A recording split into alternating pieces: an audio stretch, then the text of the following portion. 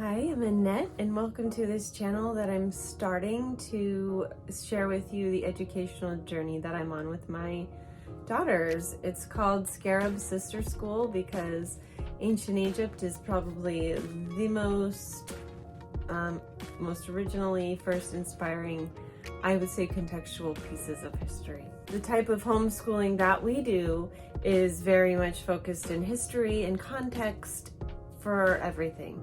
And I do that mostly because I enjoy it, so it works for us. We recently went for a trip to New York City to kind of bring everything to life that we've been studying over the past few years about the American Revolution. And we didn't exactly focus on any one thing. I would say we had a pretty good trip though. I'm gonna go over with you our schedule and what we were gonna do versus what we ended up doing, which will reveal itself in the videos later. But first of all, let's just talk about our original itinerary. We were gonna be staying in Chinatown, which seemed relevant to our profession as acupuncturists. But Airbnbs are kind of like in a gray area or maybe not even legal at all. So we ended up just doing the thing, which was staying in Times Square in the theater district because we wanted to go to a couple of plays. More on that later. We're gonna arrive at JFK at 7:45 in the morning. And then we were gonna go to Brooklyn Standard Deli for gluten-free donuts. We're gonna check out the Brooklyn Children's Museum. We're gonna subway to Manhattan, lunch at Francis Tavern, check-in, grocery shopping, Trader Joe's and Flatiron, Harry Potter store, dinner at Casti Pizza, viewpoint for the Brooklyn Bridge at Pier 31, where they have swings, home and wind down for sleep. That was day one, Sunday.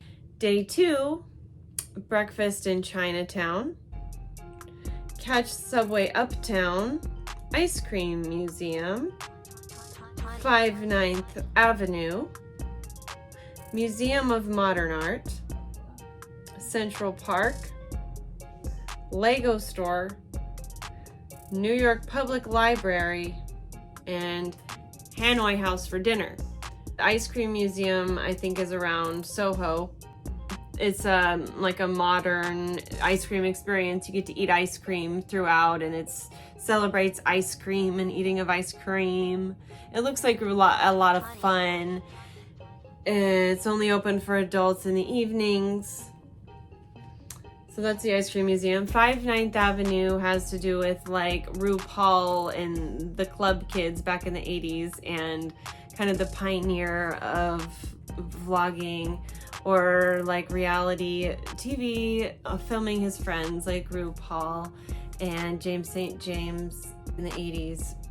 So I really enjoy watching Nelson's videos on YouTube. So I wanted to go check out his house, which is actually a museum now, not having anything to do with him, but like a free gallery that has rotating artists, kind of like I imagine it like kind of like a coffee shop. And I don't remember putting Museum of Modern Art on my schedule here. I think maybe I was getting it mixed up with Met at the time. And New York Public Library now has an observation deck. So I wanted to skip the Empire State or Edge or Freedom Tower, which all cost like anywhere from 30 to up to the hundreds, depending on if you want to go to a sunset tour. So that was the thinking there. Tuesday, day 3. So we wanted to go for breakfast again in Chinatown, catch the subway to Harlem, there's Grant's Tomb, Ulysses says Grant's Tomb, and then Strauss Park, victims of Titanic, a park for them, and then a Juilliard event, which was right by Central Park, and by Juilliard at a different church, I can't remember. And then the Albertina French bookstore on the Upper East Side. Dinner at Bengal Tiger. Harry Potter at the Lyric Theater. And then head home because that took 3 hours. So we did go to Harry Potter. Wednesday, day 4, Nicholas Rowe Rich Museum. Nagulu, gluten-free pastries. Funny Girl, I'm supposed to head to Funny Girl at 1, it starts at 2. And Los Tacos number 1. FAO Schwartz, the famous toy store. Rubirosa via Subway, and walking home. So Rubirosa did not happen because you have to have a reservation there. We didn't realize, and by the time I tried to get a reservation the next day, they were gone for the whole rest of the week. As we were trying to go in, someone was like, hey, you got a table? We'll sit with you. And it's like, oh no. They have not only gluten-free pizza, but like gluten-free spaghetti. So the gluten-free lover's dream. I made it to Funny Girl, of course, because you pre-buy your Broadway tickets. You're not going to miss that, right? Thursday, day 5. First thing we were going to do is have breakfast at home in the Airbnb or at Chinatown. Catch the subway or walk to Brooklyn on the Brooklyn Bridge. Would have been fun. Go to Dumbo and take some pictures and just check it out. Then we're going to go to the Brooklyn Botanical Gardens, Brooklyn Pharmacy and Soda Fountain, dinner at Gran Electrica, and subway or walk home. So this was going to be supposed to be a fun day in Brooklyn to check out the Botanical Gardens in the fall. I thought the colors would be really beautiful, and it just always looks so beautiful with the big glass like dome ceiling that you see at the Botanical Gardens. And Brooklyn Pharmacy and Soda Fountain, that was like a really old-fashioned-y kind of soda fountain place where you could get ice cream and probably like, you know, a root beer float while sitting on a bar stool at a old mahogany bar or something. So, cool idea, right? And Gran Electrica is a place in Brooklyn which makes their own gluten-free tortillas. So, wanted to try that. That would have been day 5 in Brooklyn.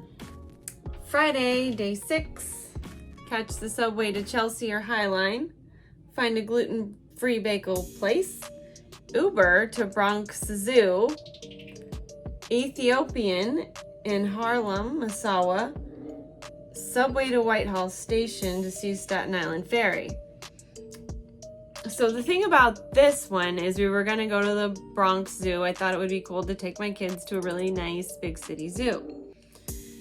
And we were going to kind of make our way from Chinatown, taking the subway, and then take advantage of some walking time and walk the High Line, and then see Grand Central and call an Uber and say, hey, pick us up at Grand Central and take us to the Bronx to the zoo. That was my plan. And then we were gonna come back somehow and go to Massawa because I was thinking that Ethiopian might be good in that area, and the restaurants looked like they had good stars. And then I thought we could just go see the Statue of Liberty on the ferry. Saturday's our last day, even on the schedule. So after checkout, we were gonna go to Dominique Ansel Bakery, 1000 Coffee in the Financial District.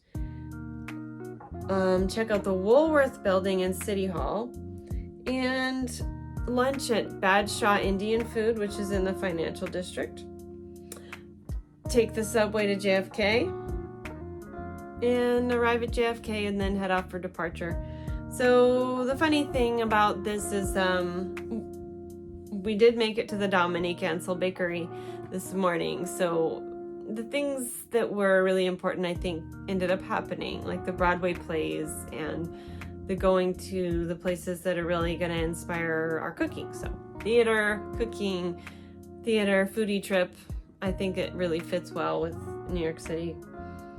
So we saw City Hall, I think, like from behind, but we were all too tired to walk around front. And never found any Indian food, and I'll have the whole story of getting to the airport on the subway because that was fun. I wouldn't recommend waiting till the last minute, especially if it's your first time ever taking the metro, the air train, and the subway to the airport because it takes a little bit longer.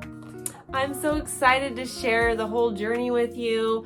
I'm going to do it piece by piece so that it's digestible and educational, and I'm just so excited.